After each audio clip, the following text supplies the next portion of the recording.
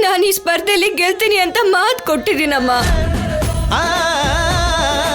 ಆದ್ರೆ ನಾನು ಅದನ್ನ ಉಳಿಸ್ಕೊಳ್ಳೋದಕ್ಕೆ ಆಗ್ತಿಲ್ಲ. ಎಲ್ರ ಮುಂದೆನೂ ತಲೆ ತಗ್ಗಿಸ್ಬೇಕಾಗ್ತಿದ್ಯಲ್ಲ ಅಮ್ಮ. ದುಷ್ಟರನ್ನ ಅಂತ್ಯ ಮಾಡ್ಬೇಕು ಅಂದ್ರೆ ನೀನು ಬಂದೇ ಬರ್ತೀಯ ಅಂತ ಹೇಳ್ತಾರಲ್ಲ. ಇವಾಗ ನೀನಿಲ್ಲಿ ಯಾರನ್ನು ಅಂತ್ಯ ಮಾಡೋ ಅವಶ್ಯಕತೆ ಇಲ್ಲ ಅಮ್ಮ. ದುರ್ಬುದ್ಧಿ ಇರೋರನ್ನ ಓಡಿಸೋದಕ್ಕೆ ನನಗೆ ಸ್ವಲ್ಪ ಧೈರ್ಯ ಬೇಕು. ನಾನು ನ್ಯಾಯವಾಗಿ ಗೆಲ್ಬೇಕು ಅನ್ಕೊಳ್ತಿದ್ರೆ ಅವರು ಮೋಸ ಮಾಡಿ ನನ್ನ ಸೋಲಿಸ್ಬೇಕು ಅಂತ ನೋಡ್ತಿದ್ದಾರಮ್ಮ. ಪಾಪ ಆದ್ಯ ನನಗೋಸ್ಕರ ಎಷ್ಟೆಲ್ಲ ಮಾಡಿದ್ಲು ಅಮ್ಮ. ಇದು ಒಂದ್ಸಲ ಆದ್ಯಂಗೋಸ್ಕರ ಗೆಲ್ಬೇಕು ಅಂತ ಅನ್ಕೊಳ್ತಿದ್ದೀನಿ. ಅಮ್ಮ, ನೀನೇ ದಾರಿ ತೋರ್ಸ್ಬೇಕಮ್ಮ. ಹೀಗೆ ಅಧರ್ಮ ಗೆಲ್ಬೇಕು ಅಂತ ಅನ್ಕೊಳ್ತಿರೋರ್ನ ಸೋಲು ಹಾಗೆ ಮಾಡು. ಇವಾಗ ನಾನು ಈ ಬಟ್ಟೆ ಹಾಕೊಂಡು ಅಲ್ಲಿಗೆ ಹೋದ್ರೆ ಎಲ್ರು ನನ್ನ ನೋಡ ಆಡ್ಕೊಳ್ತಾರೆ. ಎಲ್ರು ಮುಂದೆ ನಾನು ತಲೆ ಎತ್ಕೊಂಡು ನಿಲ್ಲಕ್ಕಾಗಲ್ಲಮ್ಮ. ನಾನು ಚಿಕ್ಕ ವಯಸ್ಸಿಂದನೂ ಭಯ ಆದ್ರೂ ಬೇಜಾರಾದ್ರೂ ಅಮ್ಮನ ಹತ್ರನೇ ಹೋಗ್ತಾ ಇದ್ದೆ. ಆದ್ರೆ ಇವಾಗ ನಾನು ಎಲ್ಲಿ ಹೋಗ್ಬೇಕು ಅಂತಾನೆ ಅರ್ಥ ಆಗ್ತಿಲ್ಲ ಅಮ್ಮ. ಅದಕ್ಕೆ ನಿನ್ನ ಹತ್ರಕ್ಕೆ ಬಂದೆ ಅಮ್ಮ. ಅಮ್ಮ,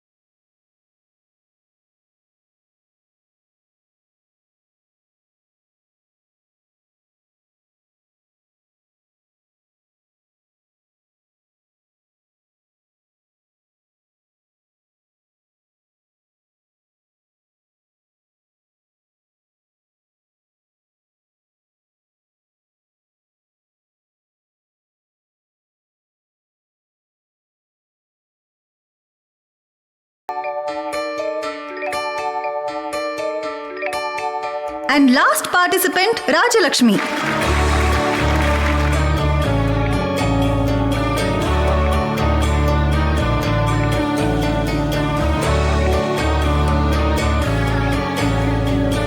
Final call for Rajalakshmi.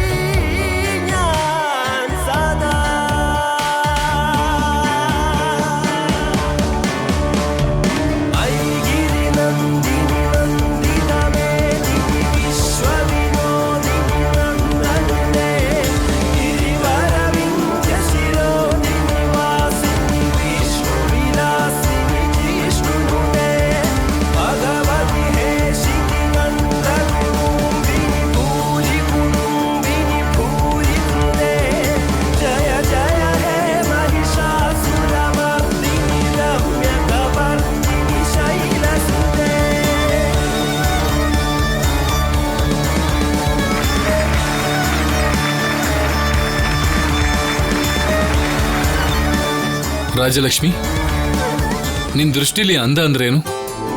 ಅಂದ ಅಂದ್ರೆ ಕಣ್ಣು ಕಾಣಿಸೋದಷ್ಟೇ ಅಲ್ಲ ಸರ್, ಮನಸ್ಸು ಕಾಣಿಸೋವಂಥದ್ದು. ಆತ್ಮ ಸೌಂದರ್ಯ ಅಂತಾರೆ. ಅದು ನಮ್ಮ ಮಾತುಗಳಲ್ಲಿ, ನಡವಳಿಕೆಯಲ್ಲಿ, ನಮ್ಮ ಒಳ್ಳೆತನದಲ್ಲಿರುತ್ತೆ. ಮೇಕಪ್ ಮಾಡ್ಕೊಂಡು ಬಂದ್ರೆ 1 ಗಂಟೆಗೋ 2 ಗಂಟೆಗೋ ಅದ್ರ ಆಕರ್ಷಣೆ ಎಲ್ಲ ಹೊರಟೋಗ್ಬಿಡತ್ತೆ. ಸಮಯ ಕಳೀತಿದ್ದ ಹಾಗೆ ನಮ್ಮ ಮೇಕಪ್ ಕೂಡ ಅಳಿಸ್ ಹೋಗ್ಬಿಡತ್ತೆ. ಅದಕ್ಕೆ ನನ್ನ ದೃಷ್ಟಿಲಿ ವ್ಯಕ್ತಿತ್ವನ ಮೀರ್ಸೋ ಅಂತ ಅಂದ ಬೇರೆ ಯಾವುದೂ ಇಲ್ಲ. ಈ ಪ್ರಪಂಚದಲ್ಲಿ ಕರುಣೆ, ದಯೆ, ಮಾನವತ್ವ ಇವೆ ನಮ್ಮಂತ ಮನುಷ್ಯರಲ್ಲಿ ಅಂದಾನ ಹೆಚ್ಚುವಂಥದ್ದು.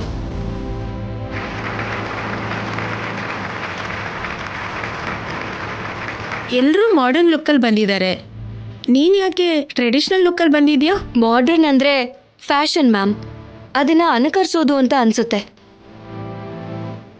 ಟ್ರೆಡಿಷನ್ ಅಂದರೆ ದೈವತ್ವ, ಅದನ್ನು ಅನುಸರಿಸಬೇಕು ಅಂತ ಅನಿಸುತ್ತೆ. Very good.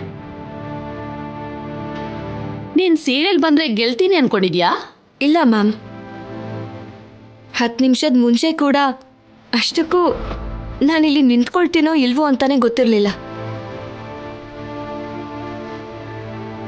ಆದರೆ ಆ ಅಮ್ಮನವ್ರ ದಯೆಯಿಂದಾನೆ ನಾನು ಗೆಲ್ತೀನಿ ಅನ್ನೋ ನಂಬಿಕೆ ನನಗೆ ಬಂದಿದೆ. ಸೀರೆನ ದೇಹನ ಕವರ್ ಮಾಡ್ಕೊಳ್ಳೋದಕ್ಕೋ ಎದುರಿರೋರ್ನ ಆಕರ್ಷಿಸೋದಕ್ಕೋ ಉಟ್ಕೊಳ್ಳಲ್ಲ ಮೇಡಮ್. ಮನೇನ ಗೌರವದಿಂದ ನೋಡ್ಕೊಳ್ಳುವಂಥ ಸ್ತ್ರೀಯರು, ನಮ್ಮ ಭಾರತಾಂಬೆ ಕೂಡ ನಮ್ಮ ಸಂಸ್ಕಾರನ ಪ್ರತಿಬಿಂಬಿಸೋ ಅಂತಹ ಸೀರೆ ಉಟ್ಕೊಂಡೇ ಕಾಣಿಸ್ಕೊಳ್ತಾರೆ.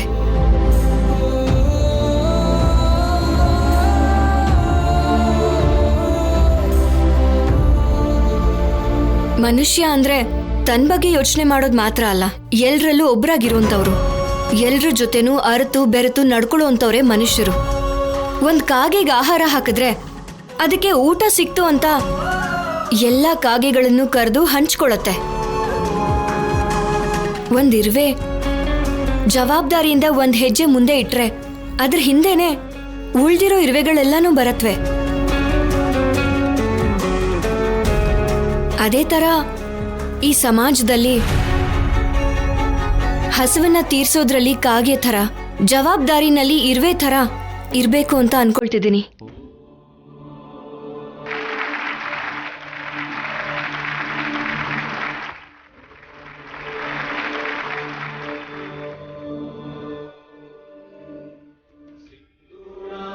ವಿಗ್ರಹ ಹೃದಯನ ಮಾಣಿಕ್ಯ ಮೌನಿ ಸ್ಫುರ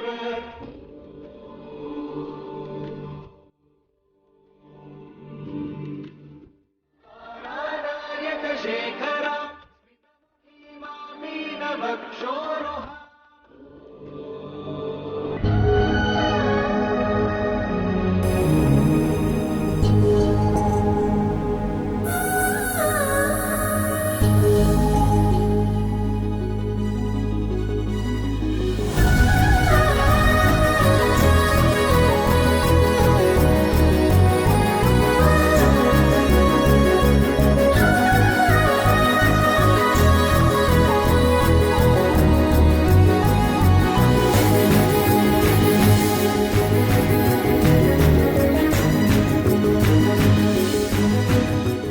ಕಾಲೇಜಲ್ಲಿ ಮಿಸ್ ಬ್ಯೂಟಿ ಕಾಂಟೆಸ್ಟು ಅದ್ಭುತವಾಗಿ ನಡೀತು.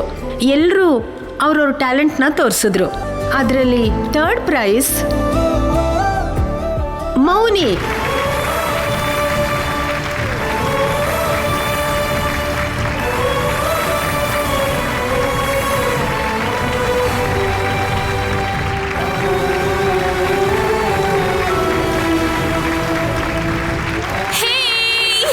Thank you ma'am. Thank you sir.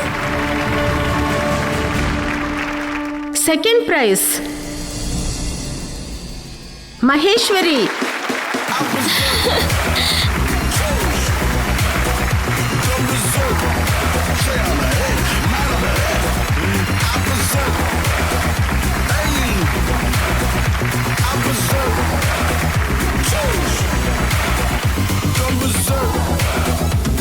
ಈಗ ಫಸ್ಟ್ ಪ್ರೈಸ್ ವಿಷಯಕ್ಕೆ ಬಂದ್ರೆ ಇಬ್ರು ಹುಡುಗಿರು ಚೆನ್ನಾಗಿ ಪರ್ಫಾರ್ಮ್ ಮಾಡಿದ್ರು. ಅದರಲ್ಲಿ ಫಸ್ಟ್ ಪ್ರೈಸ್ ಸೆಲೆಕ್ಟ್ ಮಾಡಕ್ಕೆ ನಾವೆಲ್ಲರೂ ತುಂಬಾ ತಲೆ ಕೆಡಿಸ್ಕೊಂಡ್ವಿ. ಫೈನಲಿ ಒಬ್ಬರನ್ನ ಸೆಲೆಕ್ಟ್ ಮಾಡಿದ್ವಿ.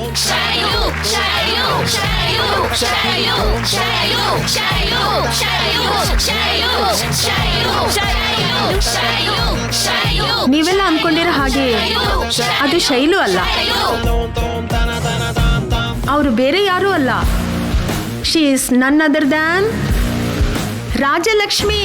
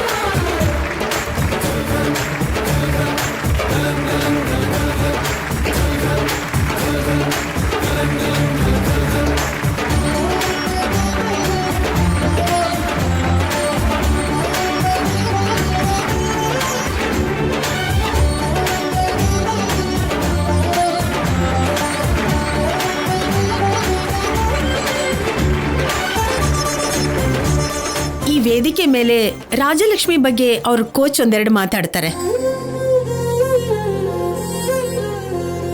ಹಾಯ್ ಎವ್ರಿವನ್, ನಾನು ಈ ಕಾಲೇಜ್ ಜಾಯ್ನ್ ಆಗಿ 7 ಇಯರ್ಸ್ ಆಯಿತು. ಇಷ್ಟು ವರ್ಷದಲ್ಲಿ ಎಷ್ಟೋ ಜನ ನೋಡಿದ್ದೀನಿ, ಎಷ್ಟೋ ಜನನ ಗೆಲ್ಸಿದ್ದೀನಿ. ಆದರೆ ಇಷ್ಟು ವರ್ಷದ ನಂತರ ಒಂದು ಅದ್ಭುತನ ನೋಡಿದೆ. ಆ ಅದ್ಭುತದ ಹೆಸರು ರಾಜಲಕ್ಷ್ಮಿ.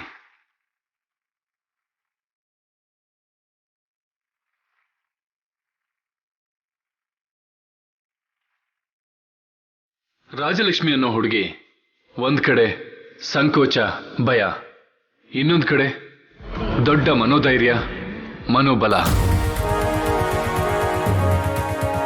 ಇವಾಗ ಅವಳು ನಡೆದ ರೀತಿ ತುಂಬಾ ಸ್ಪೆಷಲ್. ಇದಕ್ಕೂ ಮುಂಚೆ ನಾನು ಯಾವತ್ತೂ ನೋಡಿರಲಿಲ್ಲ. ರಾಜಲಕ್ಷ್ಮಿದು ಕಲ್ಮಶ ಇಲ್ದಿರೋ ಮನಸ್ಸು, ಆತ್ಮವಿಶ್ವಾಸ, ಅದನ್ನು ಮೀರಿ ತನ್ನ ಅಕ್ಕಪಕ್ಕದವ್ರಿಗೆ ಕೂಡ ಒಳ್ಳೇದಾಗ್ಲಿ ಅನ್ನೋ ದೊಡ್ಡ ಹೃದಯ. ಇದನ್ನೆಲ್ಲ ಸೇರಿಸಿದ್ರೆ ನವರಾತ್ರಿಲಿ ತೋರಿಸೋ ಅಮ್ಮೋರಿಗೆ ಪ್ರತಿರೂಪ ಈ ಹುಡುಗಿ.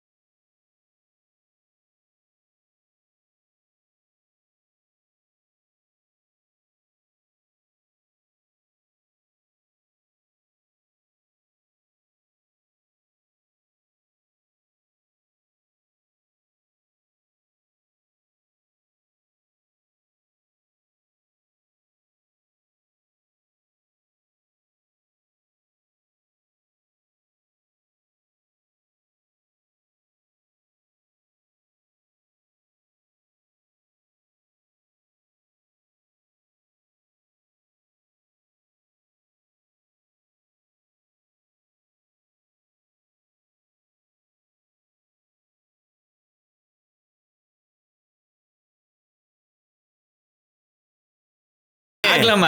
ತಗೊಳ್ಳಿ ತಗೊಳ್ಳಿ. ಹಾ. ಬೀಗ್ರೆ ನಿಮ್ ಸೀನು ನಮ್ ಚಾರುಗ್ ಮುತ್ ಕೊಟ್ರೆ ಸಂತೋಷ ಆಗದೆ ಇನ್ನೇನು. ಏನ್ ಹೇಳ್ತಿದ್ದೀರಾ? ಯಾರಾದ್ರೂ ಮುತ್ ಕೊಟ್ರೆ ಯಾಕೆ ಕೊಟ್ರು ಅಂತ ಕೇಳ್ತಾರೆ. ನೀವೇನು ಎಲ್ರಿಗೂ ಸ್ವೀಟ್ ಕೊಡ್ತಾ ಇದ್ದೀರಾ? ಅಂದ್ರೆ ಅದು ಹೇಳಿ. ಅಣ್ಣವ್ರು ಬಂದ್ಬಿಟ್ರು. ನಮಸ್ತೆ ನಮಸ್ಕಾರ ಭಾವನವ್ರೆ. ಅಣ್ಣವ್ರೆ. ನಮಸ್ಕಾರ. ನಮಸ್ಕಾರ. ನಮ್ಮ ಸೀನು ಏನೋ ಗೊತ್ತಿಲ್ಲದೆ ಅವಸರವಾಗಿ ಮುತ್ತು ಕೊಟ್ಟಿದ್ದಾನೆ. ತಪ್ಪಾಗಿ ತಿಳ್ಕೊಬೇಡಿ. ಅಯ್ಯೋ ಭಾವನವ್ರೆ, ಇದ್ರಲ್ಲಿ ತಪ್ಪಾಗಿ ತಿಳ್ಕೊಳ್ಳೋದಕ್ಕೆ ಏನಿದೆ ರೀ? ಮುಂದೆ ಹೆಂಡತಿ ಆಗೋಳಲ್ವಾ, ಅದಕ್ಕೆ ಮುದ್ದು ಕೊಟ್ಟಿದ್ದಾನೆ. ಅಣ್ಣವ್ರೆ, ನೀವ್ ಅದ್ನೆಲ್ಲ ಏನು ಮನ್ಸಲ್ಲಿ ಇಟ್ಕೊಳಕ್ ಹೋಗ್ಬೇಡಿ. ನಾವಂತೂ ಸಂತೋಷವಾಗಿದ್ದೀವಿ. ನೀವು ಮದ್ವೆ ಮುಹೂರ್ತ ಇಡೋದಿಕ್ಕೆ ಕರ್ದಿದ್ದೀರಾ ಅಂತಾನೆ ನಾವು ಬಂದಿದ್ದೀವಿ.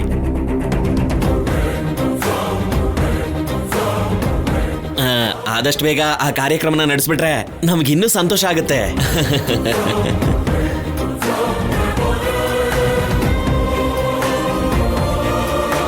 ಹೌದು ಭಾವನವ್ರೆ, ಇನ್ನು ಎಷ್ಟು ದಿನ ಅಂತ ಇವ್ರನ್ನ ಹೀಗೆ ಬಿಡಕ್ಕಾಗತ್ತೆ ಹೇಳಿ?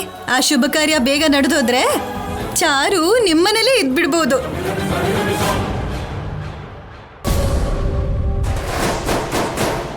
ಹೌದು ಬೀಗ್ರೆ, ಇವತ್ತು ಮುತ್ತು ಕೊಟ್ಟವನು ನಾಳೆ ಇನ್ನೇನಾದ್ರೂ ಏನ್ರಿ, ನಿಮಗ್ ಬಾಯಿ ಮುಚ್ಕೊಂಡಿರಕ್ ಬರಲ್ವಾ? ಅಣ್ಣ, ಪುರೋಹಿತ್ರನ ಕರ್ಸ್ಬಿಡು, ಮುಹೂರ್ತ ಇಡ್ಸೋಣ. ಈಗಲೇ ಮಾತಾಡ್ತೀನಿ.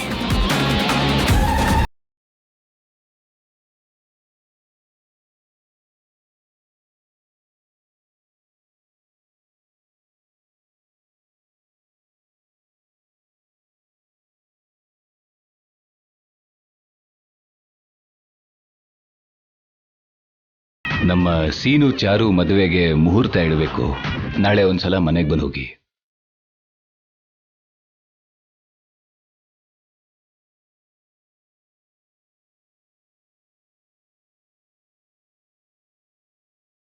ಪುರೋಹಿತರು ಬರ್ತೀನಿ ಅಂದ್ರು. ಒಳ್ಳೇದು. ಸರಿ ಸರಿ. ಕಂಗ್ರ್ಯಾಚುಲೇಷನ್. ಚಾರು, ಪುರೋಹಿತರು ಬರ್ತಿದ್ದ ಹಾಗೆ ಮುಹೂರ್ತ, ತಕ್ಷಣ ಮದ್ವೆ. ಅಯ್ಯೋ ನಾಚಿಕೆ ನೋಡು. ಮದ್ವೆ ಆಗೋವರೆಗೂ ಸ್ವಲ್ಪ ಕಂಟ್ರೋಲ್ ಮಾಡ್ಕೋ. ಚಾರು, ಬಾ ನನ್ ಜೊತೆ. ಸೀನು ನಾಚಿಕೆ ನೋಡು.